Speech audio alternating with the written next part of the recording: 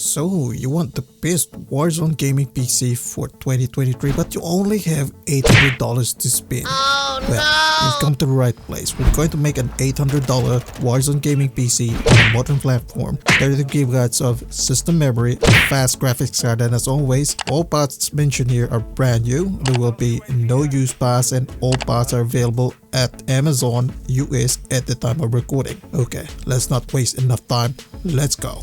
Let's start with the processor. Now, unlike popular opinion, Warzone is a pretty optimized game, and when I say optimized, it means it will utilize all components of your PC and not just throw everything on the graphics card like most AAA games. So our processor plays a very important part in this game, and what we picked is the Core i5-12600K. It comes with 10 cores, 6 performance cores, and 4 efficient cores. That totals to 16 threads all in all. Now, I know this is 12th generation and you would say, why you're not going for the 13400F? Well, there's a few differences here. First one is the 12600K clocks faster on both performance and efficient cores. It has an integrated graphics processing unit for recording or QuickSync if you use that, and it's actually cheaper, so you get a better processor at a cheaper price, and it's also K or unlocked. So yeah, the choice is pretty obvious, and it's only at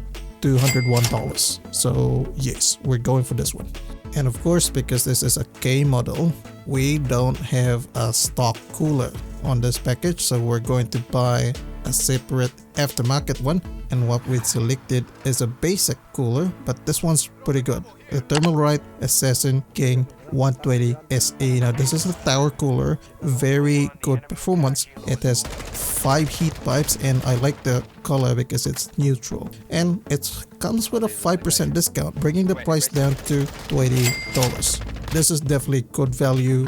No questions with this one, boys. Very cheap, does the job. For our motherboard, we're going for the Gigabyte B760M DS3H AX DDR4 motherboard. This is a very simple motherboard.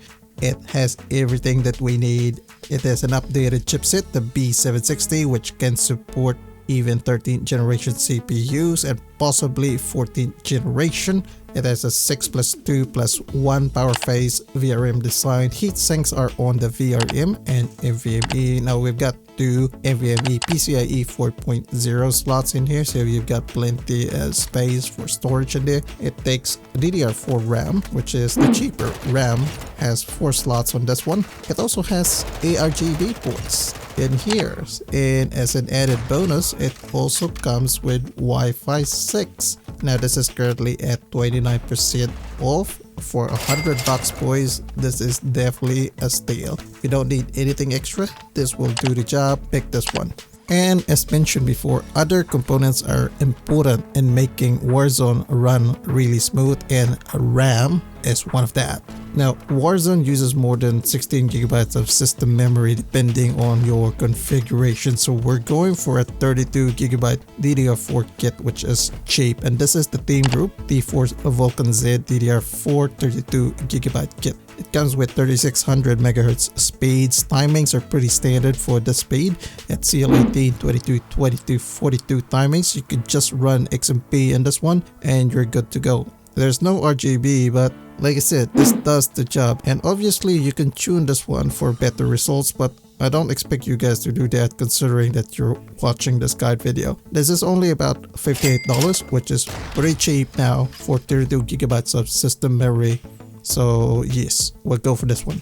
Storage is not as important as other components, but we still need fast storage like an NVMe storage. So, and besides, like I said, this is pretty cheap nowadays, and what we're going for is a 1TB NVMe storage because like I said, it's very cheap nowadays, and we're going for the Silicon Power 1TB NVMe. This comes with 2200 megabytes per second read speeds and 1600 megabytes per second write speeds. Nothing major in here, boys, but it's cheap. $38, very cheap. SSD endurance is at 600 terabytes written, which is pretty decent, and also comes with 5-year limited warranty, so you can't go wrong with that one. Before we carry on, if you guys watching this video is interested in building a PC over the next few months, we do these build guides on different price points every month. So hit that subscribe button if you want to be up to speed with the best value PC specs. We do all the research for you so you wouldn't need to spend more time researching or googling. Anyway, let's go back to.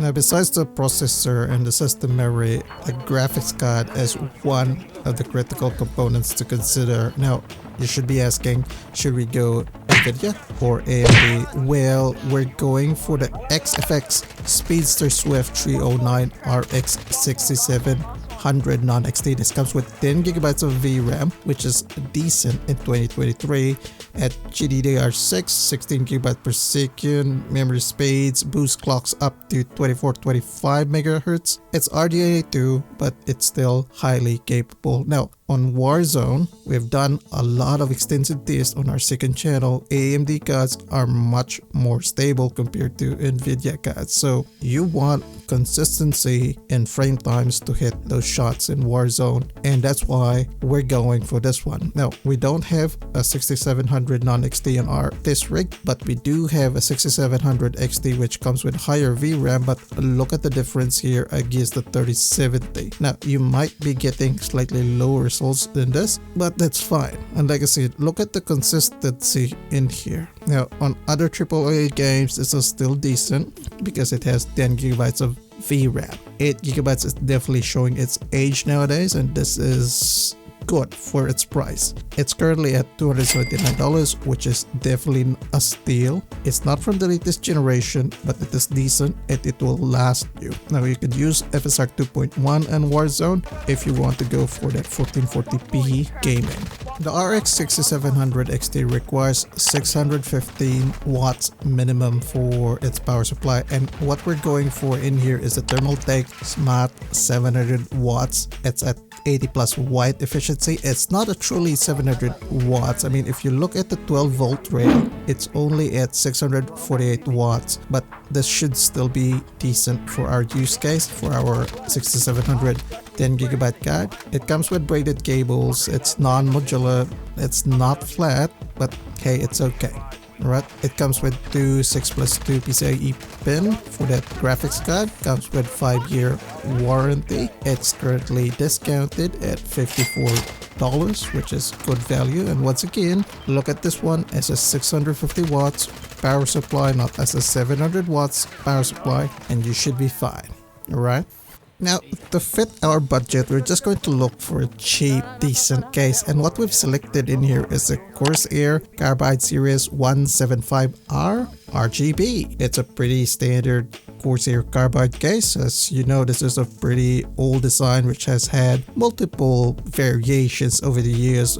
This one comes with a tempered glass. It has some RGB lights on the front. It's not much ventilation like any other carbide case. Has only the top, bottom, and the side intake. Should still be decent, alright? Black interior, classic look. Comes with a power supply shroud, GPU clearance of 330mm, which fits our card at 304mm. Nothing special in this one, boys. Apart from that, it's currently at 47% off, bringing the price down to $45. So yes, this one will do the job.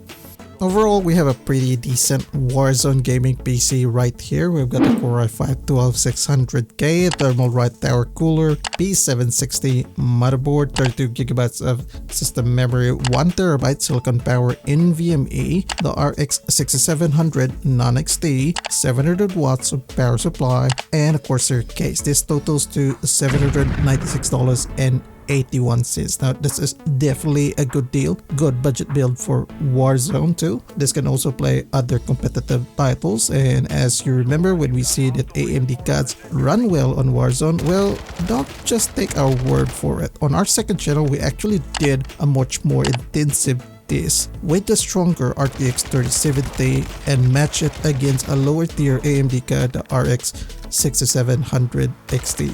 See how it performs in this video right here. Click that one and we'll see you guys over there.